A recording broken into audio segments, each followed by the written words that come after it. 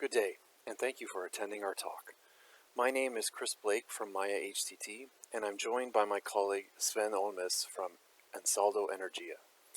Manufacturers of gas turbine power plants provide their operators with conservative guidelines on how to run their engines to ensure that internal temperatures do not exceed certain thresholds. But operators cannot be expected to follow these in all situations. Instrumenting the exterior of the engine to monitor temperature is certainly feasible, but instrumenting the internal rotating parts is much more expensive. There is a need to monitor these internal temperatures in an indirect way. Here, we're going to discuss several approaches to develop a real-time engine temperature monitoring system using a combination of simulation data and AI machine learning techniques. Welcome also from my side. My name is Sven Olmes and I'm working for Ansaldo Energia as a Tools and Methods Manager. Ansaldo Energia was founded 1853 by Giovanni Ansaldo and has become over the past years a leading international player in the power generation industry, offering turnkey power plant construction, power equipment like gas and steam turbines, generators and microturbines, as well as supplying manufacturing, services and nuclear activities. Ansaldo Energia is active as full service provider with a broad portfolio of heavy-duty gas turbines, offering complete maintenance solutions on power generation equipment built both by itself or by other OEMs. Ansaldo Energia currently employs over 4,500 people and has an international footprint through local companies and branch offices. Our headquarters is in Genoa, Italy, but we also have a research and development hub for gas turbines in Baden, Switzerland. Now just a note on Maya HTT.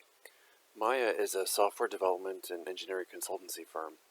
For well over 30 years, we've been a strategic partner with Siemens Digital Industry Software, developing over 35 software solutions for their portfolio, including SimCenter 3D Thermal Multiphysics, which is used widely in the aircraft engine and power generation industries.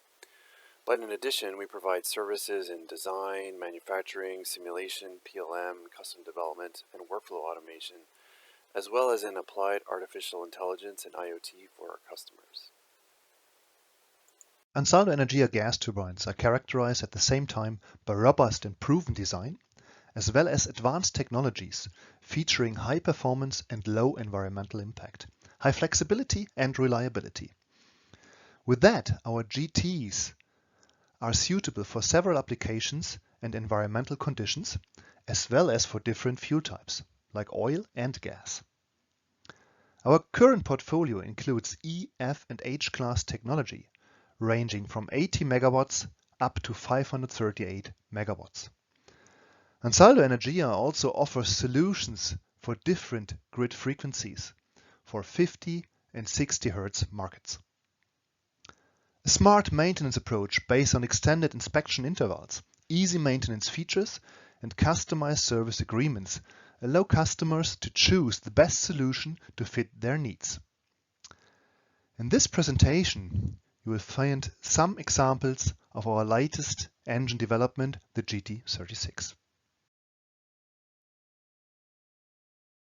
Within the development of our gas turbines, we are creating and maintaining a digital twin of the whole engine. This digital twin allows us to model all metal temperatures and movements of the components for multiple mission cycles. This digital twin is based on a 2D axisymmetric geometry, where a one-dimensional flow network is integrated. Together with a multiphysics coupling, the fluid temperatures as well as the metal temperatures are calculated. The results can be seen in this animation. So you see an engine operation from a cold engine starting up, heating up with the turbine first, ramping up to full load,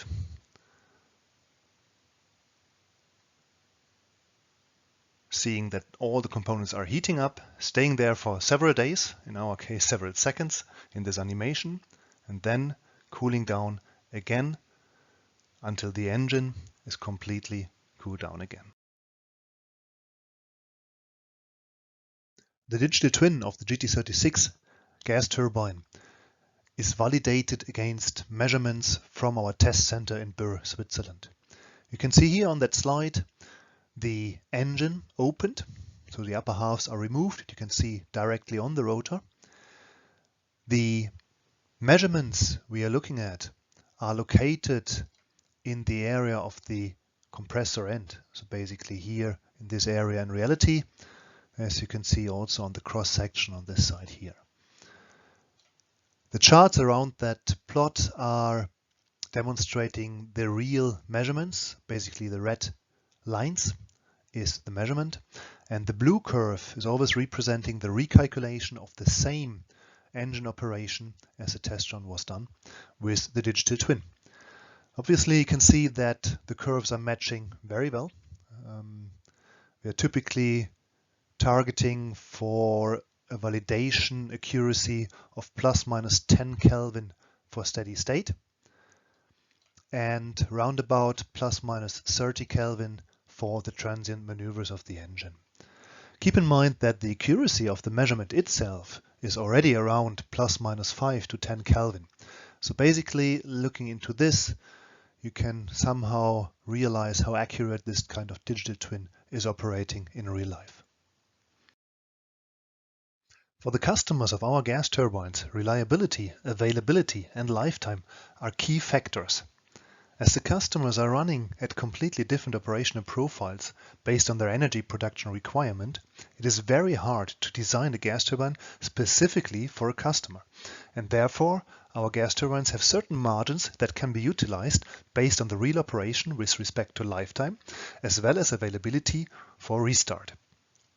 This requires individual supervision, preferably without any additional instrumentation or costs. Needless to say that the most interesting areas need to be measured in order to have a full engine in sight. To solve this issue, a virtual measurement can be established. The virtual measurement can link the standard operational parameters, measured anyway to control the engine, with the locations that apply certain restrictions in terms of lifetime or engine restart capability, using and utilizing the digital twin technology. And this in real time during engine operation. The basic interest here is the metal temperature at a certain critical location. In order to train or calibrate our virtual sensors, we have the option to turn to physical tests, as these represent the real-world behavior of our engines. However, only so many operational profiles can be evaluated using physical tests, as these are both time-consuming and costly to set up and conduct. Thanks to CAE software and the advanced computing power at our disposal, a digital twin offers a compelling alternative. The digital twin captures the real-world physics and comparably can generate training data quickly and easily, giving us the opportunity to widely explore the design and operational space of the engine. The approaches we can take to implement a virtual sensor that runs in real time include surrogate models of the engine, a reduced order model of the engine, a lump mass physical approach, or a machine learning approach. For more details on the first two, please feel free to contact me by email for a copy of another paper prepared by my colleagues at Maya. But in this talk, we will discuss the latter two approaches. The physical virtual probe formulation can be done with a lumped capacitance model. This model describes the transient metal temperature of a mass part that is prone to convection. The theoretical equation can be derived by looking to the energy balance. So basically you're setting in relationship the change of the inner energy with the heat that is transferred on the outer surface. And solving this differential equation, you will finally come to the metal temperature as a function of time, as well as a so-called time constant, which is simply setting into relationship the heat storage of the mass point versus the heat release or heat soakage on the surface. Very easy. I think it's an easy equation, very fast. Unfortunately, this kind of model has one limitation, which is described by the Biot number, because every part does not have a unique metal temperature, and especially in the gas turbine business, the parts have high temperature gradients, so you can't really formulate the mass as just one metal temperature problem. So the Beard number is just setting the relationship between the convection on the surface against the conduction within the body. And our simple equation, strictly speaking, is only valid if this Beard number is lower than 0.1. So basically, there's almost no temperature gradient across a part, which we see here in the upper part. Our case, in most cases the gas turbine, unfortunately, have a Beard number that is much, much bigger than 1, talking about high gradients. And with that, this easy model is not applicable on all locations. But we can further discretize our problem and generating a kind of a 1D thermal network for the metal itself, considering convection on the surface, but also conduction between two mass points on the inside. Doing so, we gain one more calculation or one more equation that looks exactly like the equation before, but instead of considering the heat transfer on the surface, we are considering the conductive resistance on the internal pass. So with that, we would have two kind of equations, basic equations, time-wise, that has to be solved in real time, but it could bring us a very high resolution of the mass point we would like to model. So with that set of equations, we would be even physically capable of estimating the metal temperature at a certain point in our engine. We ran our numerical experiments using the sample model shown on the screen. In the upper right, you see the actual engine and cross-section being modeled. We are focusing in on the high-pressure compressor section of the engine. Admittedly, this example is for an airplane turbofan engine, but the principles are the same as for a ground-based gas turbine. We are looking at an axisymmetric model of the compressor prepared using SimCenter 3D engineering desktop and multiphysics, with the blades modeled using cyclic symmetry. The streams of air are shown, and the rough positioning of the temperature conditions are shown in blue at stations T26 and T30. Points 1 through 4 shown in red are the internal metal temperature locations of interest. A sample mission profile is shown at the top, where the condition temperatures step up and then step back down again. For the application of the physical lamped capacitive method, we had to discretize the problems for each individual probe we would like to virtualize. And this is shown on this slide. So basically, for each probe, you can see what kind of 1D flow networks or 1D conduction and convection networks were built up to meet the requirements to discretize the metal temperatures of interest. You can see it's always a combination of a mass point, a conduction, and a convection. And the time constants for the equations are then matched to have a very good alignment and agreement with the digital twin calculations. So basically, we are training or mapping the 1D networks to the digital twin calculations. We had to do that differently for all the three probes because the driving physical phenomena can be quite different for the location we are looking for. For the physical approach of the virtual sensors, we also have to modify the time constants to achieve a proper match between the digital twin and the simplified approach. This was done using a simple start-up and shut-down cycle like shown in this chart. The resulting match can be found for each probe locations in the charts, where the digital twin is the solid blue line and the virtual sensor is a dashed orange line. It can be found that the matching is around plus minus 15 Kelvin between the digital twin and the virtual sensors after training the data. This is a reasonable agreement for the purpose and also considering that the accuracy of the digital twin is in the same order of magnitude compared to the measurements. After matching the 1D lumped capacity method to the training data, we did a stress test with unknown mission profiles. Two different profiles, I would say a rather conservative one with just going up on load shutting down and going up on load again, staying there for a little bit longer, and then cooling down the engine again. And secondly, I would say even a more customer-like behavior in staying at different loads, starting up and shutting down frequently the engine, and having a high frequency number of events. Looking into the results, both the blue line is the digital twin and the dotted line is the 1D lamped capacity method. You see that actually the accuracy of the 1D method is already quite good. You see that we can match, at least for this first probe, the temperatures around, I would say, plus minus 20 Kelvin. Even on an unknown cycle, so without any further matching. This is simply after the training has been done and the time constants were matched one time. Further on all the other probes that we have investigated on, you can see a similarly good behavior. There's just one small exception, which is probe 2. It looks like that here we might have, and especially on the high frequency events, you can see that a kind of a missing link in the physical modeling.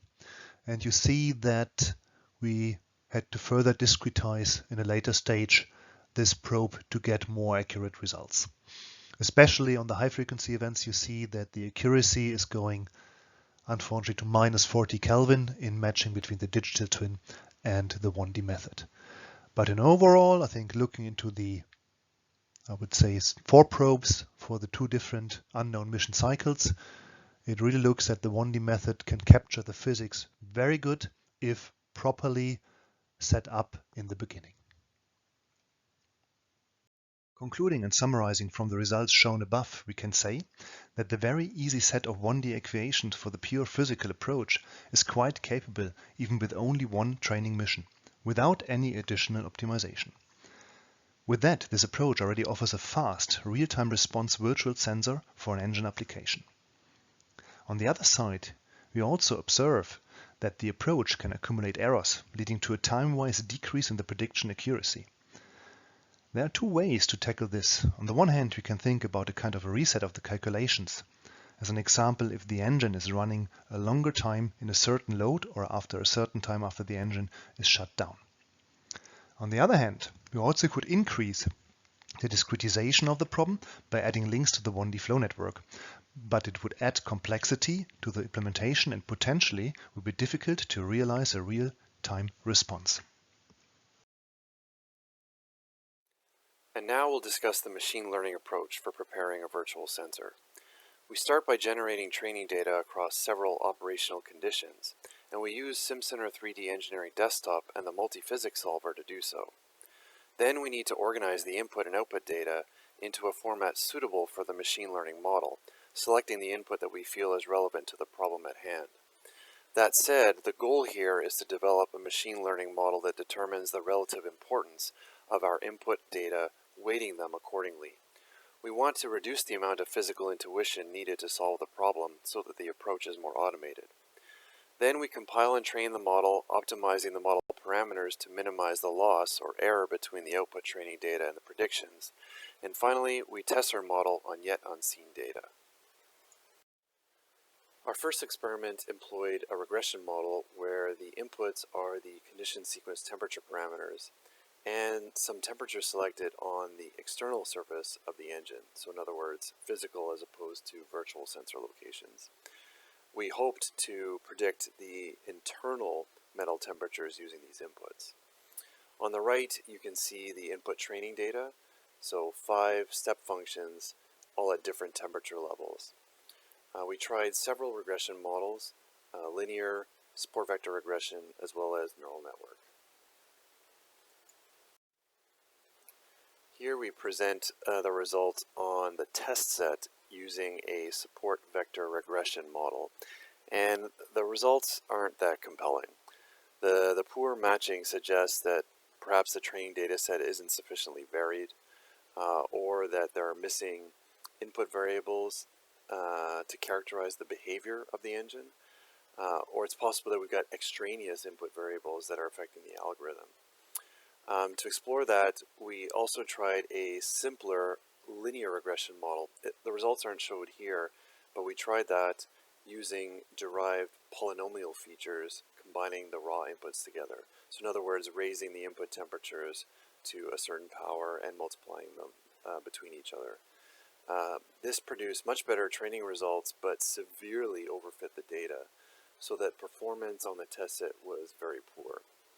Now, these results aren't that surprising, as this model doesn't consider the temperature history of the engine.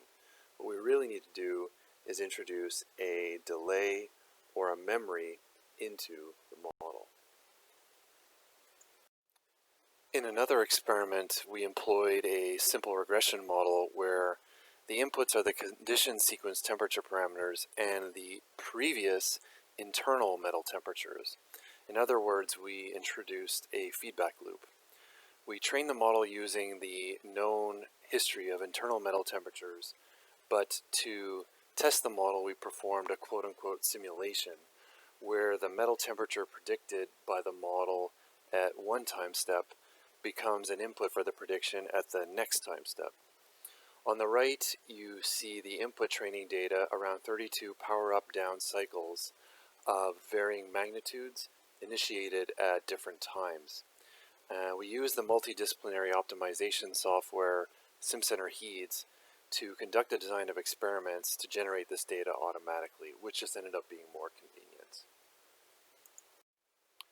This time, instead of a support vector regression model, we tried a simpler linear regression model, and the results are actually much improved for the test case.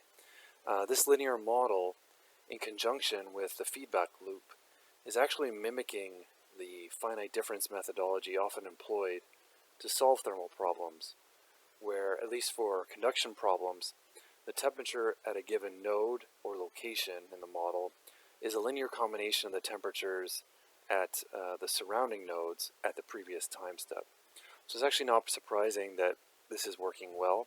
There is still some error in the results, as you can see in probes 2 and 3, but the success here led us to keep going along this path and try out recurrent neural networks. So in our final experiment, we tried a flavor of neural networks called recurrent neural networks, and I'll give a bit of background about those in a moment. The procedure was slightly different in this case, though.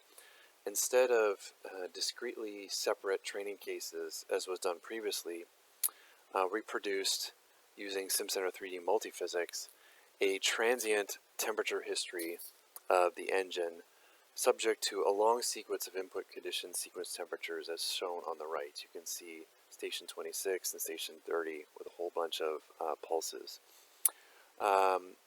We split the data into training, validation, and test data sets, and then used the first two sets to train the RNN. Then we tested the RNN using the same quote-unquote simulation technique we discussed previously with the feedback loop. Now this is necessary because in real life, recall, we won't actually know the internal metal temperatures, and we can only use the predicted values to predict subsequent values. Briefly, recurrent neural networks are essentially neural networks with loops in them. The idea is that the output H of an RNN cell is fed back as an additional input alongside the input X to the cell. Unrolled, you can see on the left the structure of an RNN layer where the inputs are actually n time steps of prior data. So the training data that we produce from our digital twin needs to be reorganized into slices of temperature histories. The simple RNNs have only a single activation layer in them and are less effective when trying to remember several time steps back. That's why there are more sophisticated cells such as LSTM or long short-term memory cells and GRU cells that actually persist a hidden state throughout the network. In our experiment, we started simple and employed a model with a single RNN layer where we remember only a single time step back into the past. The results for the test set are shown on the right, and they're actually quite interesting, where the blue lines are the true values, red are the simulated predictions from the RNN, and green is the error. Despite some of the metal temperatures relying more heavily on one conditioned temperature as opposed to another, and in spite of the need for secondary damping, as Sven discussed earlier, we were still able to train the weights of the RNN accordingly, and we can see that points 1, 3, and 4 show quite good agreement. The error remains for the most part within the plus minus 30 degree Kelvin error band that we're shooting for. The error does increase during rapid changes in temperature, but the peak values are well captured. That said, point number 2 did not perform quite as well as expected. However, if we consider another internal metal temperature at point 2A, as shown in the diagram on the left, and then train the RNN on both points, our simulated prediction for point number 2 becomes much better. Effectively, this is suggesting that a reduced degree of freedom system could be defined, where we pick a bunch of points in the model, as we do in the lump mass physical approach, but then use a recurrent neural network trained to mimic the behavior of the detailed digital twin. So these results are quite interesting. So what we can conclude from our experiments is the following. Firstly, that feed-forward prediction using a machine learning algorithm is still fast and can be used in a real-time virtual sensor. Recurrent networks are better for predicting the internal temperatures because they introduce memory into the model, and that training can be performed with less physical intuition, which for engine models more complex than our example is an important time saver. However, like the physical approach discussed by Sven, error can still be accumulated, and so reset points for the virtual sensor are likely required. And furthermore, to properly train a neural network, a large and varied amount of training data is required. But fortunately, since we're using a digital twin to generate that data, that negative point is subdued. So just coming back to the real application of this virtual sensor, you see here an example of our GT36 engine, where we virtualized one location in the core of the rotor close to the compressor end. You can see in the blue line, again, the digital twin behavior that we would like to match. And you can see on top of that, the green dashed line is the physical method of the lump capacity model. And what you can see is a very accurate representation of this point. The error that you have between 1D and the digital twin is about minus 10 to 20 Kelvin within 5 days of engine operation, which would be talking about a real engine validation within the validation targets. So you can see that this method for a real application in a big engine, we are talking about a rotor of 120 tons, it seems to be feasible and would be even available during the engine operation without any time delay. In terms of next steps, further work that can be done includes optimizing the hyperparameters of the neural networks and experimenting with other RNN cells and network structures, as I mentioned before. But these efforts will need to be coupled with tests on a larger engine model to determine whether our method generalizes well. There are other avenues to explore as well, such as physics-informed neural networks, but overall we feel that this is a promising topic that takes full advantage of the digital twin to accelerate virtual sensor development, and that will allow operators to better understand the usage history and low cycle fatigue life of their gas turbine power plants.